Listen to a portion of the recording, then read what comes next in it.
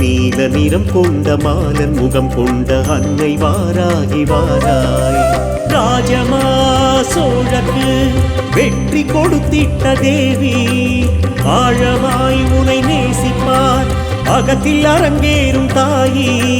பள்ளி கொண்டாவின் தேவியே வெள்ள நடை போட்டுவார், எங்குள்ளம் உன் தங்க பஞ்சனை அமர்ந்து இலை பாரவா.